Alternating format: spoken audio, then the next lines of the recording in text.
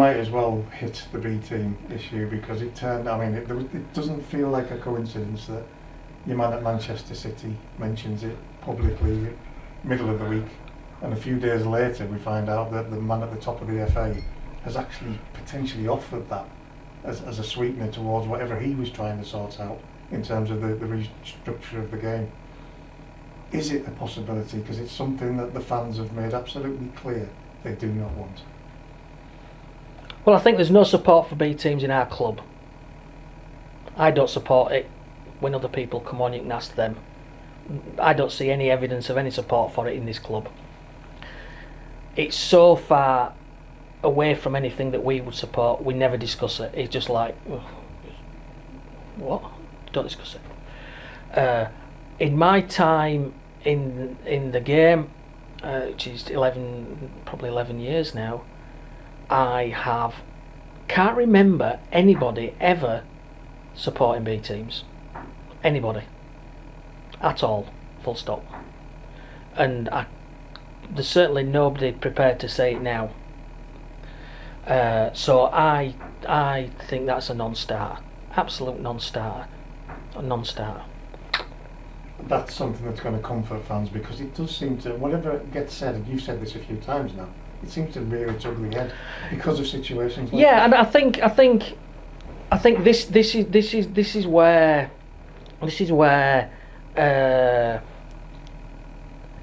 the game creates problems for itself. One person's opinion should not get the alarm bells racing of everybody, no matter who they are, because the nature of the league is we've got this voting moderation there. So as long as that's there, it doesn't matter what one individual says. They've got one vote. So the risk is you give those individuals too many votes. But equally the risk is it don't matter how many votes they've got. If they've got you by the throat because you need their money, then you're a slave anyway. So we don't need to get hung up on voting. It's just as important to protect independence and self-governance and self-determination. And again, this is the, as I said this, I didn't mention it earlier, but I said this on the Tuesday meeting to the League Two clubs. I said, how are we going to resist if there's more money coming in? How are we going to resist the tough questions that are going to come our way from the PL? And there was no answer. It was right. We'll have to deal with that and get some safeguards in. But again, that immediately sets the alarm bells racing for people who get it, and there's enough of us who get it, and that is why the game has operated with moderation, right? But at times when you've got big issues, that moderation doesn't help because you need to take big decisions, and you can't get enough together to get the big decisions because there's too much vested interest in people who don't want to take the thing because someone has to give something.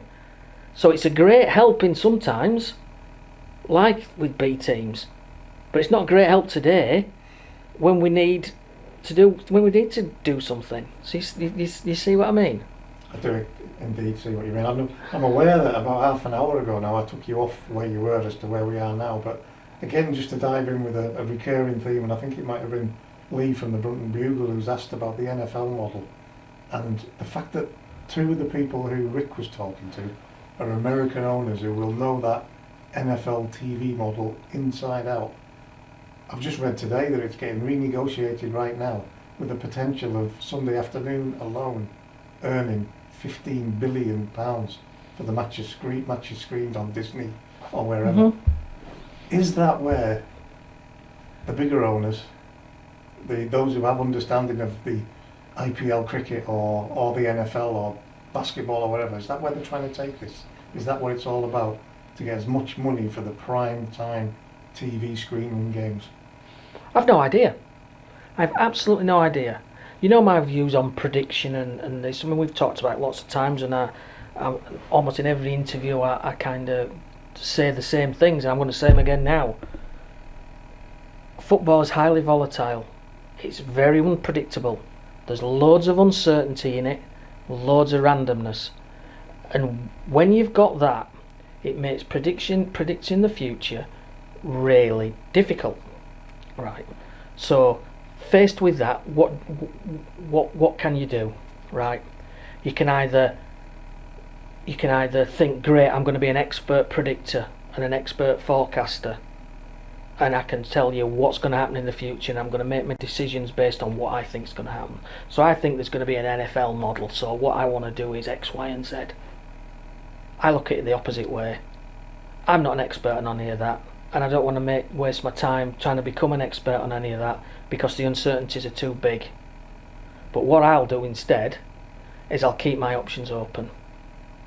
So if something that happens like that, I can gain some benefit. And if something like that happens, I'm not locked out of it. So it's all about keeping your options open. So again, for me, if you just to try and apply this, because I said I'd try and get fans to look at things different ways, looking at project big picture.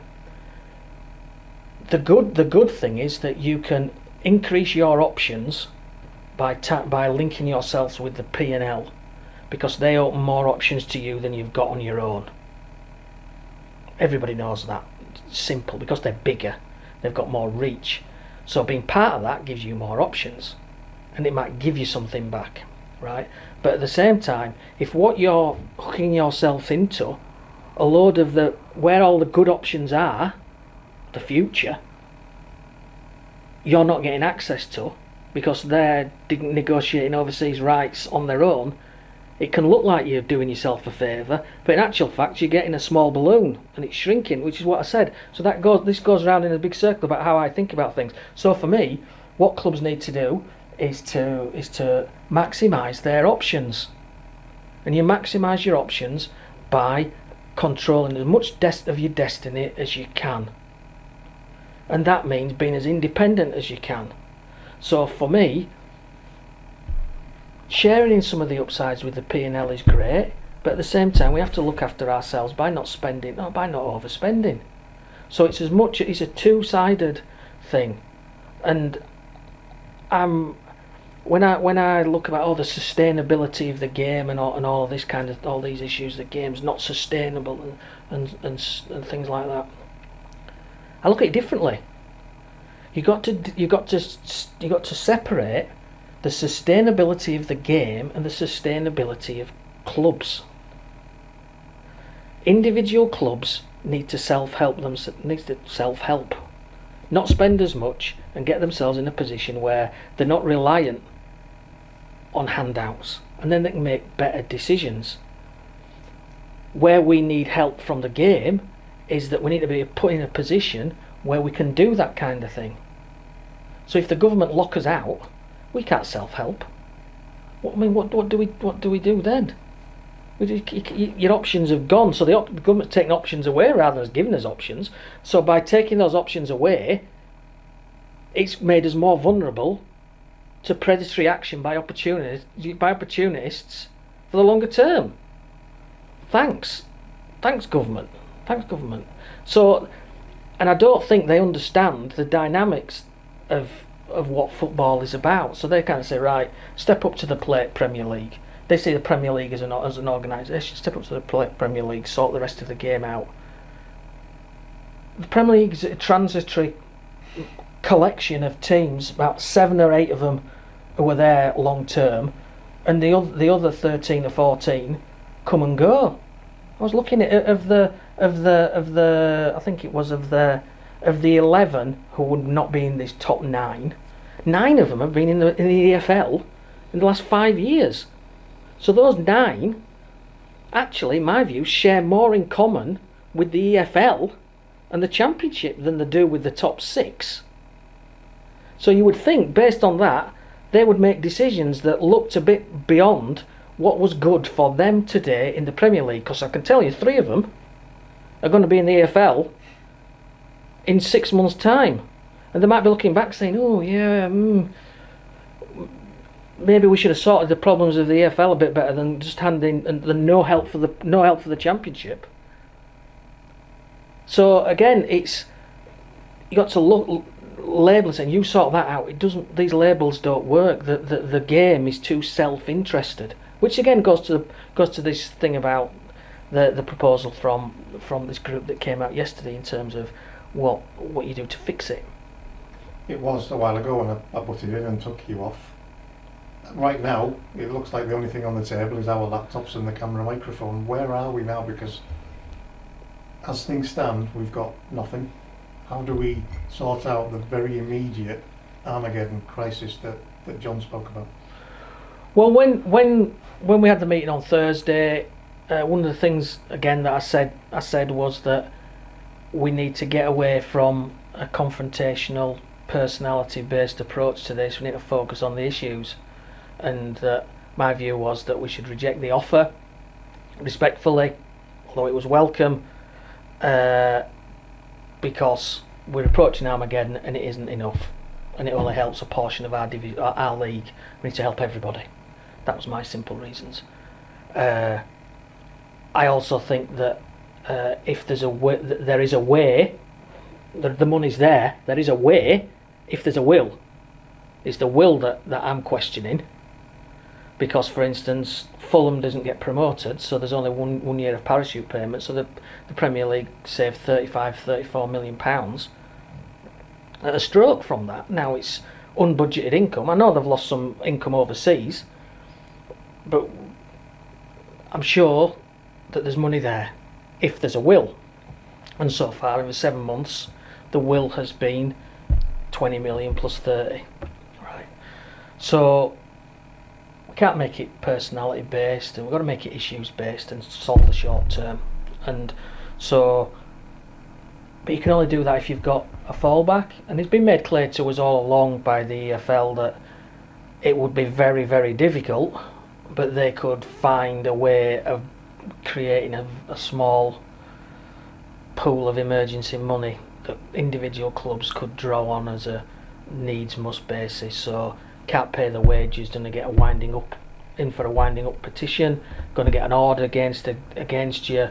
Can we have something to tide us over? Real emergency stuff. And I think that will be available for clubs, and no doubt that'll quickly leak away. And after that, who knows? But it'll buy some time. And I think, as I said before, and as other people like Mark Palios have said, and I agree with him, we've got to sort the short term out to get ourselves time to buy to deal with the longer term. And I think that's the bit that where we are. So there's a fund there for dire emergencies for clubs who need it as Armageddon approaches for them.